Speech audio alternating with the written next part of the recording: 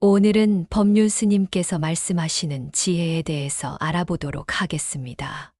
여러분이 가장 자랑스러워하는 일, 즉 공유를 멈출 수 없는 승리가 소중한 모든 것을 은밀하게 드러낸다면 어떨까요? 노부부가 평생 모은 재산을 자녀에게 물려주며 뿌듯해하다가 몇 년 후 눈물을 흘리며 가족 관계가 깨진 채 돌아온다고 상상해 보세요. 너무나 자연스럽고 만족스러운 자랑이 왜 종종 후회로 끝나는 것일까요? 오늘은 우리 모두를 감동시키는 미스터리, 즉 자랑에 숨겨진 대가를 알아보고자 합니다. 법륜의 시대를 초월한 지혜를 통해 자녀, 건강, 과거, 재산, 심지어 영혼에 이르기까지 자랑이 역효과를 내는 5가지 놀라운 방법을 살펴봅니다. 무엇이 우리를 옥상에서 승리를 외치게 만들고 결국에는 왜 그렇게 자주 우리를 더 조용하고 외롭게 만들까요?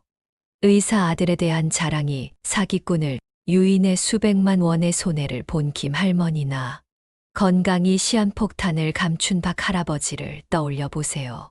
자식에 대한 자부심이 자식에게 등을 돌리거나 활력에 대한 자신감이 우리를 무너뜨릴 수 있을까요? 그리고 우리가 되새기는 과거. 그 전성기는 왜 친구를 가까이 끌어당기는 대신 밀어내는 걸까요? 부 역시 그 과시가 도둑을 불러들일 때까지는 반짝반짝 빛납니다. 하지만 가장 깊은 수수께끼는 인성에 있습니다. 선함을 잃지 않고 선함을 주장할 수 있을까요? 이 이야기는 단순한 경고가 아니라 풀어야 할 퍼즐과도 같습니다. 마지막에는 내가 보이지 않는 함정에 빠진 것은 아닌지 의문이 들 것입니다. 욕구를 묻어두면 마법 같은 무언가가 자라난다고 법륜이 비밀을 속삭입니다. 그게 무엇일까요? 5가지 교훈과 하나의 진실. 그리고 여러분의 말하기 방식을 영원히 바꿀 수 있는 한 가지 질문을 함께 풀어봅시다. 지나치게 자랑하는 사람을 만나면 감탄이나 경외감보다는 불쾌감이 밀려옵니다. 그 사람의 업적을 의심하거나 그 사람의 가치에 의문을 제기하는 것이 아니라 박수를 요구하지만 관객을 지치게 만드는 공연처럼 불쾌감을 주는 것은 자랑 행위 그 자체입니다. 자랑은 하는 사람에게는 인정받고 싶거나 일시적으로 자존감이 높아지는 등 짜릿한 기분이 들 수 있지만 받는 사람 입장에서는 지치는 경우가 많습니다. 허풍쟁이는 자신의 말이 듣는 사람을 지치게 하고 관계의 따뜻함을 약화시키며 거리가 멀어지는 것도 모르게 조용히 사람들을 밀어내는 미묘한 대가를 인식하지 못하는 것 같습니다. 오늘은 인생의 복잡성을 명쾌하게 꿰뚫어 본 스님이신 법륜 스님의 심오한 지혜를 바탕으로 자랑이 우리에게 해를 끼치는 5가지 구체적인 방법을 소개하면서 이 현상을 심도 있게 살펴보고자 합니다. 한 노부부가 평생 열심히 일한 끝에 자부심에 찬 표정으로 스님을 찾아왔다는 이야기가 생생하게 기억에 남습니다. 그들은 가족의 미래를 보장하기 위한 고귀한 희생이라고 믿으며 마지막 한 푼의 재산까지 모두 자식들에게 물려주었습니다. 처음에는 모든 것을 해결했다는 안도감과 함께 자녀들이 잘 성장하여 보답할 것이라는 확신의 부부는 부담을 덜었습니다. 그러나 몇 년이 지난 후 그들은 얼굴에 회한이 새겨진 채 스님을 찾아와 자식들이 자신을 소중한 부모가 아닌 짐으로 여기며 원망스럽게 자랐다고 이야기하며 눈물을 흘렸습니다. 법륜 스님은 이들에게 자랑은 한밤중에 등불을 켜는 것과 같다는 인상적인 비유를 들려주었습니다. 호기심 많은 나박 몇 마리가 잠깐 감탄할 수도 있지만 원치 않는 그림자, 즉 보이지 않는 곳에 숨어있는 문제를 불러일으킬 수도 있습니다. 그들의 이야기와 그의 통찰력을 통해 우리는 좋은 의도를 가진 자랑이 어떻게 우리가 소중히 여기는 유대감을 무너뜨릴 수 있는지 알 수 있습니다. 가장 널리 퍼져 있고 사회적으로 허용되는 자랑의 형태 중 하나는 자녀의 성공과 관련된 것입니다. 자랑은 종종 자부심이나 사랑으로 포장되어 대화에 쉽게 스며드는 습관이지만 그 이면에는 관계와 존엄성을 모두 무너뜨릴 수 있는 무게를 지니고 있습니다. 미국에서 성공한 의사인 장남의 업적을 중심으로 인생이 돌아가는 것 같았던 김 할머니의 경우를 생각해 보세요. 할머니가 자주 가는 노인센터에서 아들의 연봉 할머니는 눈을 반짝이며 6천만 원이라고 말했습니다과 아들이 근무하는 명문병원을 자세히 설명할 때 할머니의 목소리는 기쁨과 우월감이 섞인 목소리로 울려 퍼졌습니다. 그녀에게 이러한 사실은 단순한 사실이 아니라 명예의 훈장이자 어머니로서 성공했다는 증거였습니다. 그녀는 모든 대화에 이러한 이야기를 엮어 넣었고 듣는 사람의 표정이 변하는 것도 모른 채 강물이 둑을 터뜨리듯 말을 쏟아냈습니다. 한동안은 사람들의 고개 끄덕임과 동의의 중얼거림에 만족했습니다. 그러던 어느 날 부드러운 목소리와 세련된 음색을 가진 낯선 남자가 그녀에게 다가왔습니다. 그는 아들과 동업을 하고 싶어 하는 병원 관리자임을 자처하며 큰 돈을 주겠다는 약속을 걸었습니다. 김 할머니는 아첨과 신뢰에 이끌려 주저하지 않고 투자금을 송금했고 자존심 때문에 위험 신호를 눈치채지 못했습니다. 결과는 참혹했습니다. 할머니는 교묘한 사기로 5억 원이 넘는 돈을 잃었습니다.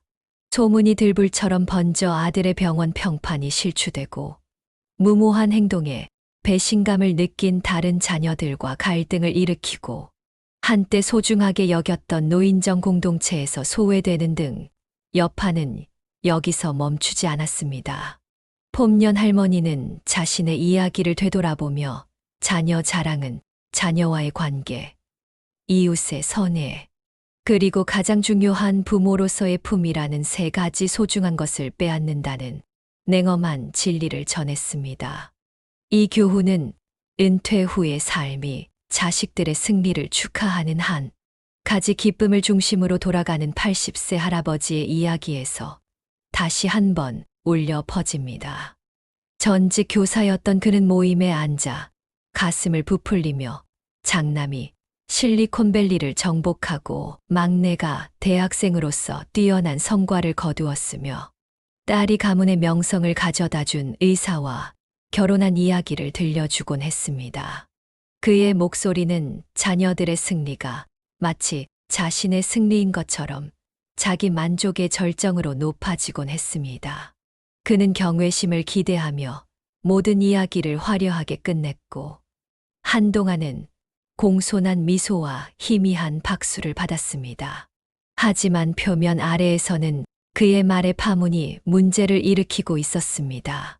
어느 날 손자가 학교에서 집으로 돌아와 작은 얼굴에 눈물을 흘리며 말했습니다.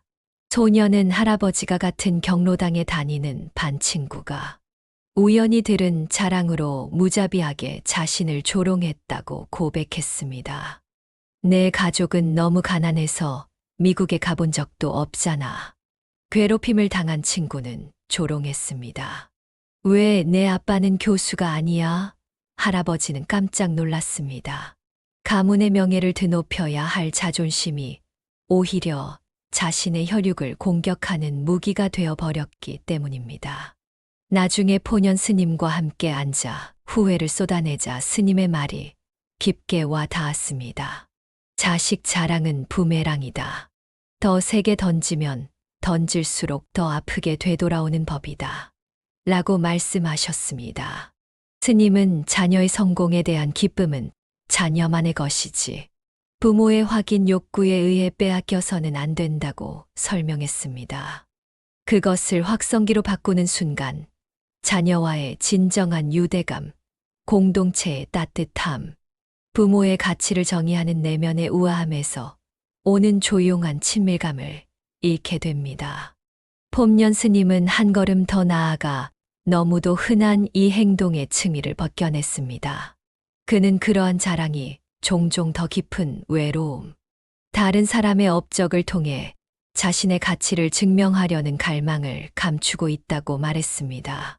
부모 입장에서는 자녀의 성공을 자신의 가치를 반영하는 거울로 보고 싶은 유혹이 있지만 스님은 관점의 전환을 촉구했습니다. 진정한 자부심은 소리치지 않고 경청하는 것이라고 그는 말했습니다. 그것은 조용한 순간, 즉 함께 웃고 하루 일과를 묻고 어깨에 손을 얹는 것에서 발견됩니다. 할아버지는 자신의 자랑이 어떻게 이러한 소통의 기회를 사라지게 했는지 깨닫기 시작했습니다. 그는 시끄러운 이야기 대신 요즘 아이들과 잘 지내세요? 라는 조용한 질문으로 대신했고, 자녀들이 더 많이 다가오고 방문이 더 따뜻해지는 것을 발견했습니다. 부모가 중년의 자녀에게 자랑거리를 강요하면 관계가 소원해지고 사랑이 의무로 바뀌는 경우가 많다는 연구 결과가 이를 뒷받침합니다. 이에 대한 폼년 어르신의 마지막 말씀은 자존심은 침묵 속에서 빛나게 하세요. 그들의 빛을 주장하지 말고 그들의 길을 응원하세요. 자랑은 당장은 달콤할지 모르지만 그 뒷맛은 세대를 넘어 씁쓸하게 남는다는 것을 일깨워주는 절제의 교훈입니다. 건강에 대한 자랑은 특히 나이가 들면서 많은 사람들이 빠지는 함정으로 활력이나 우월함의 증거로 건강에 집착하지만 면밀히 조사하면 무너지는 깨지기 쉬운 환상임을 알게 됩니다. 강원도 횡성 한산마을에서 아침 산행이 지역 전설의 소재가 된 박 할아버지를 예로 들어보겠습니다. 40년 넘게 한 번도 약에 손을 대지 않았다는 그는 이웃과의 대화에서 이 사실을 트로피처럼 자랑했습니다.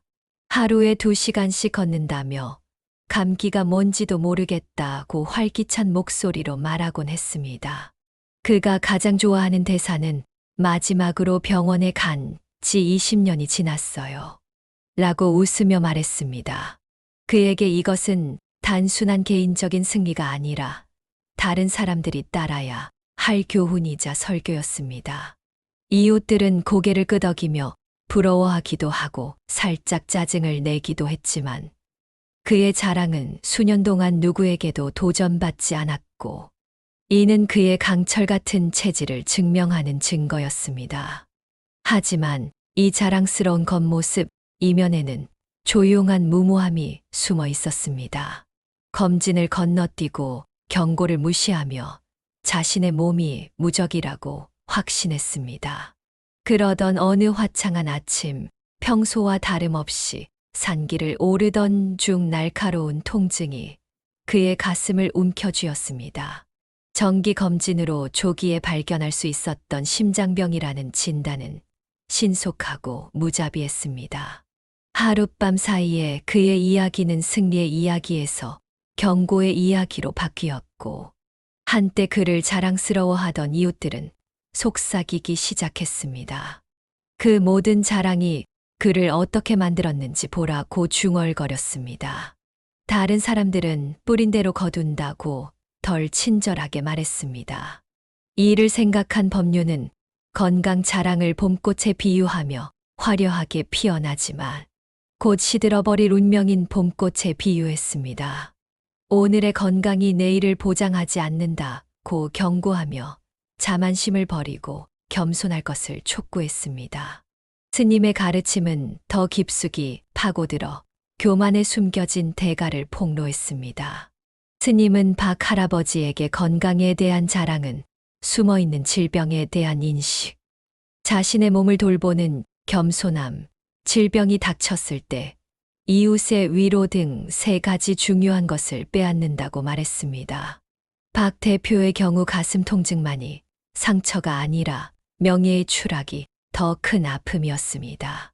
한때 그를 존경했던 사람들은 이제 그의 과신으로 인해 신뢰를 잃고 거리를 두었습니다.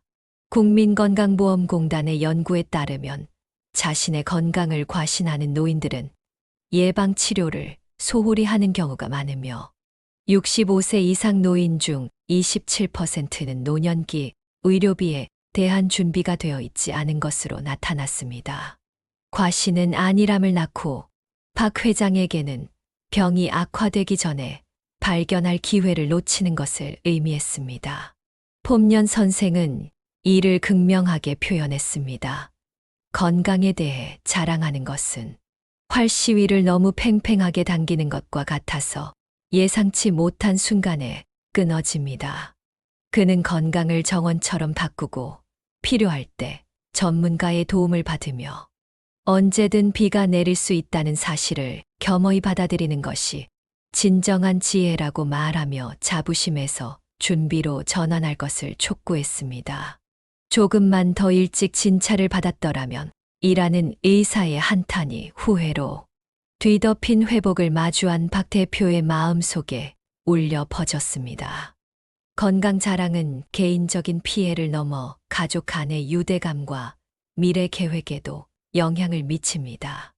인천의 한 실버타운에서 만난 최 모 씨의 이야기는 박 씨와 자부심과 붕괴의 아크가 닮아 있습니다. 그는 매일 등산을 하고 술도 거침없이 마시고 흔들림 없는 몸매를 자랑했습니다. 나는 남들과 다르게 태어났다며 보험이나 요양원 보험은 불필요한 일이라고 치부했습니다. 그러다 작년에 뇌졸중으로 쓰러진 뇌경색으로 인해 그는 준비되지 않은 채로 쓰러졌고 자녀들은 예상치 못한 비용을 떠안게 되었습니다. 한때 방패막이었던 그의 자랑은 짐이 되어 가족에게 의도하지 않았던 역할을 강요했습니다.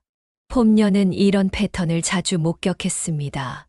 젊었을 때의 건강은 선물이지만 노년에는 가꾸어야 할 정원이다. 최 씨의 이야기는 청구서와 원망에 시달리던 자녀들이 아버지의 과거 허세에 눌려 존경심도 사라지고 멀어졌다는 파급 효과를 강조합니다. 종로구 노인복지관의 심리상담사 박 씨는 건강에 대해 허풍을 떠는 노인들이 장기요양보험이 필요 없을 거라는 생각에 장기요양보험 신청을 미루다가 현실의 벽에 부딪히면 더 힘들어지는 경향이 있다고 지적합니다. 자신감이 넘치는 노인들은 실버타운에 가입하거나 보험에 가입할 확률이 낮아 취약성이 증폭된다는 통계가 이를 뒷받침합니다. 폼년 노인의 해독제는 건강할 때 겸손한 마음으로 준비하세요. 박 할아버지와 최 할아버지에게는 너무 늦게 깨달은 교훈이었지만 두 분의 이야기는 우리에게 교만은 자존심을 부풀릴 수는 있지만 안전망을 약화시켜 피할 수 없는 폭풍이 닥쳤을 때 자신과 사랑하는 사람들을 위험에 노출시킬 수 있다는 경각심을 일깨워 줍니다. 과거의 업적이나 부를 자랑하는 것은 퇴색한 영광이나 가시적인 부에 집착하는 매혹적인 습관이지만 종종 공허한 메아리로 돌아와서 그것을 탐닉하는 사람들을 고립시키기도 합니다. 한때 기업의 성공으로 찬란한 삶을 살았던 강원도 원주의 한 요양원에 거주하는 김영우 씨를 예로 들어보겠습니다. 30년 전 그는 대기업의 임원이었고 수십억 원을 움직이는 사인을 하는 사람이었으며 그의 사소한 일거수일투족을 예의주시하는 비서 3명이 곁에 있었습니다. 수십 년이 지난 후에도 양로원의 어두운 복도에서 그는 그 빛을 놓을 수 없었습니다. 내가 임원이었을 때 그는 향수로 부풀어 오른 목소리로 내 결정이 산업을 형성했다고 말하곤 했습니다. 세련된 회의실에서의 회의, 거물들과의 만찬, 맞춤 정장과 예우를 갖춘 삶 등 권력과 명성에 관한 이야기를 들려줄 때면 동료들은 처음에는 공손하지만 경계하는 눈빛으로 귀를 기울였습니다. 그에게 이런 일들은 단순한 추억이 아니라 사라질까봐 두려워했던 가치의 증거였습니다. 하지만 몇 주가 지나고 몇 달이 지나자 분위기가 바뀌었습니다. 사람들은 그의 테이블에서 멀어지기 시작했고 그의 미소는 한숨으로 바뀌었습니다. 자신을 높이기 위한 그의 자랑은 오히려 벽을 쌓았고 동료들은 그를 피하며 현재를 살지 못한다고 속삭였습니다. 이 일을 반성하며 폼녀는 날카로운 일침을 가했습니다. 과거의 영광을 자랑하는 것은 마른 우물을 자랑하는 것과 같습니다. 한때 아무리 깊었던 우물도 지금은 구멍에 불과합니다. 스님은 지금 여기에서의 겸손이 빛바랜 월계수보다 더 빛난다고 강조하며 외로움이 밀려오면서 너무 늦게 깨달은 진리라고 말했습니다.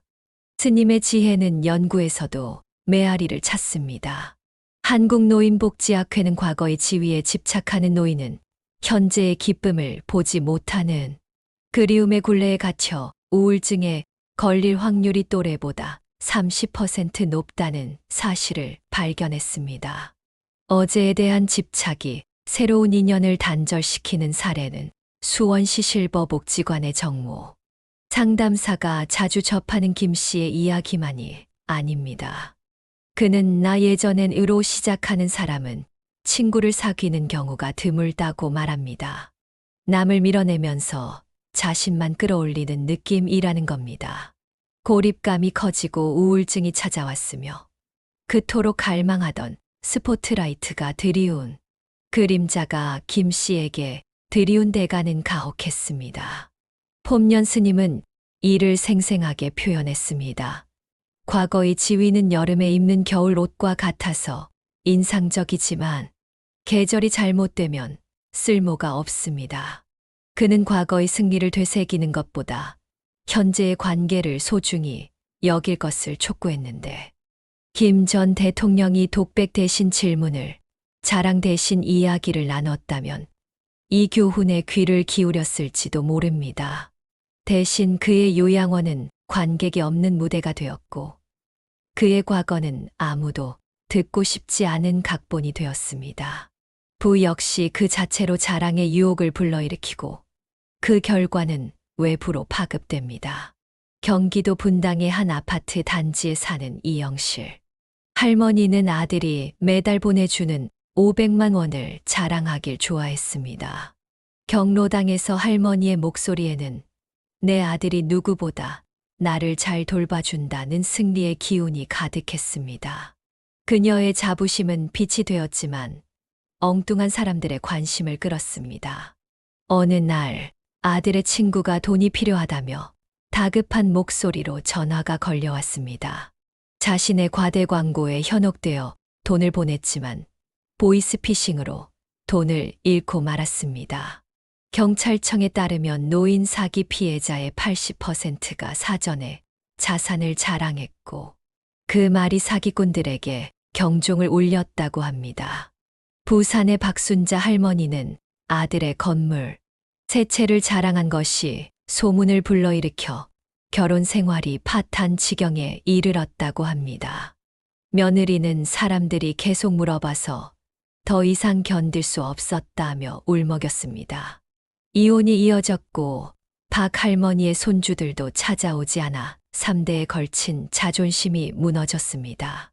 폼년 스님은 부의 과실을 연못에 돌을 던지는 것에 비유하며 물보라가 눈부시지만 그 물결은 그 아래에 있는 모든 것을 파괴한다고 말했습니다. 부는 팡파르가 아닌 별처럼 조용히 빛난다는 스님의 가르침은 핵심을 찌릅니다. 재산을 자랑하면 평화, 가족 화목, 신뢰가 무너진다. 서울대 연구에 따르면 사돈이 부를 과시하면 이혼율이 높아진다고 합니다. 이 씨에게는 범죄를 불러일으켰고 박 씨에게는 아들의 인생을 망가뜨렸습니다. 이 씨는 저축으로, 박 씨는 혈통의 따뜻함으로 두 사람 모두 값비싼 대가를 치렀습니다. 포운 정약용의 해독제는 절제입니다. 재물은 방송이 아니라 그대로 두라는 것입니다. 김 전 회장도 과거에 얽매이지 않았다면 품위를 지킬 수 있었을지도 모릅니다. 두 사람의 이야기는 명예나 금에 집착하면 고독의 왕좌를 얻게 되고 그 대가는 빈 의자와 침묵의 전화기로 측정된다는 것을 경고합니다. 자신의 인격이나 도덕성을 자랑하는 것은 결함이 많은 세상에서 가장 고귀한 형태의 자부심이자 미덕의 선언처럼 보일 수 있지만 종종 가장 깊은 결함을 숨기고 가장 큰 대가를 치르게 하는 위험한 착각입니다. 강원도 홍천의 한 요양원에 거주하는 88세의 김상철 할아버지는 올곧은 삶을 가장 큰 자랑거리로 삼았습니다. 나는 평생 거짓말을 해본 적이 없다며 한 푼도 빌린 적 없고 한 영혼도 속인 적이 없다고 확신에 찬 목소리로 말씀하시곤 했습니다. 검소하게 살았고 정직하게 일했으며 규율을 지키며 가정을 꾸려온 그의 말이 다른 장로들에게도 처음에는 무게감 있게 들렸습니다. 일부는 그의 말투에 담긴 무언의 비판에 움찔하기도 했지만 그들은 그를 존경했습니다. 김 전 대통령은 자신의 도덕성을 왕관처럼 생각했고 이러한 선언으로 매일 닦아 변화하는 세상의 혼란을 막는 방패로 삼았습니다. 그러나 이 닦인 표면 아래에는 균열이 끓어올랐습니다. 어느 날 그의 막내 아들이 수년간 묻어둔 고통으로 얼굴이 굳은 채 요양원에 도착했습니다. 진실이 쏟아져 나왔습니다. 김 씨는 장남의 대학 등록금을 다른 곳에 써버렸고 그 사실을 수십 년 동안 작은 아들에게 비밀로 해왔다는 사실이었습니다. 작은 아들의 목소리가 떨렸습니다. 아버지가 자신의 정직함을 자랑할 때마다 가슴이 찔렸어요. 아버지는 형과 저를 갈라놓았고 이제 형은 지구 반대편에 살고 있어요. 사소한 실수, 즉 실용적인 선택이라고 여겼던 김 씨의 행동이 가족 간의 균열로 골마 터졌고 그의 자랑이 공허하게 들릴 때 비로소 그 실체가 드러났습니다. 이를 들은 포륜 스님은 인품을 자랑하는 순간 자신을 속이고 남을 속이고 참된 회개를 놓치는 세 가지 죄를 짓는 것이라는 준엄한 판결을 내렸습니다. 김 전 대통령에게 그 대가는 도덕적 왕좌가 무너져 내리는 무너진 유산이었습니다. 스님의 통찰력은 더 깊숙이 파고들어 그러한 자랑이 우리의 그림자에 어떻게 눈을 멀게 하는지 보여줍니다. 서울대 노인심리학과 연구에 따르면 도덕성을 내세우는 노인은 가족 해체에 직면할 가능성이 3배나 높으며 자존심이 화해를 가로막는 장벽이 된다고 합니다. 대구 한 노인복지관의 박정희 상담사는 잘못을 인정하는 것이 불가능해지고 용서를 가두는 도덕적 감옥이라고 표현합니다. 김 씨의 자기 기만은 자랑할 때마다 커졌고 완벽에 대한 고집은 아들의 조용한 호소를 묻어버렸다. 폼녀는 이를 시적으로 표현했습니다. 달이 어두운 면을 감추듯 자신의 인격을 자랑하는 사람은 자신의 뒷모습을 볼 수 없다. 이러한 맹목성은 소셜미디어의 메가폰으로 인해 현대에 더욱 증폭되고 있습니다. 스님의 경고처럼 나는 흔들리지 않는 명예를 지키며 살아왔다는 한 줄의 게시물이 폭풍을 일으킬 수 있습니다. 벌집을 찌르는 것과 같아서 꿀을 기대하지만 벌이 때로 몰려듭니다. 진정한 미덕은 발표가 아니라 행동으로 드러나는 것이라고 그는 주장했는데 이는 김 회장이 가족의 신뢰가 무너지고 자신의 올곧은 이미지가 한 번의 거짓말로 인해 신기루처럼 깨졌을 때 깨달은 교훈입니다. 교만의 궁극적인 대가는 영적 침체와 성장의 중단이며 이는 포년 스님이 30년 동안 산중에서 수많은 영혼을 만나면서 목격한 것입니다. 그는 도덕성을 자랑하면 마치 다 자랐다고 우기는 아이처럼 영혼이 얼어붙는다고 말했습니다. 경기도 양평에서 20년째 절을 다니고 있는 박지연 씨는 이 함정을 몸소 실천했습니다. 그녀는 수업 때마다 자신의 불교 신앙과 도덕적 엄격함을 강조하며 내 삶은 수행의 모범이라고 확신에 찬 말을 쏟아냈습니다. 하지만 한 스님의 부드러운 꾸짖음, 즉 내 마음은 가난하다는 말은 그녀의 겉모습에 금을 갔습니다. 그녀는 자신의 자랑이 깨달음과 멀어지게 했고 오만함이 진정한 겸손을 가로막는 벽이었음을 깨달았습니다. 한국영성심리학회는 도덕성을 과시하는 사람은 영적 성숙도가 낮고 자기 만족으로 인해 성장이 지체된다는 사실을 뒷받침하는 연구 결과를 발표했습니다.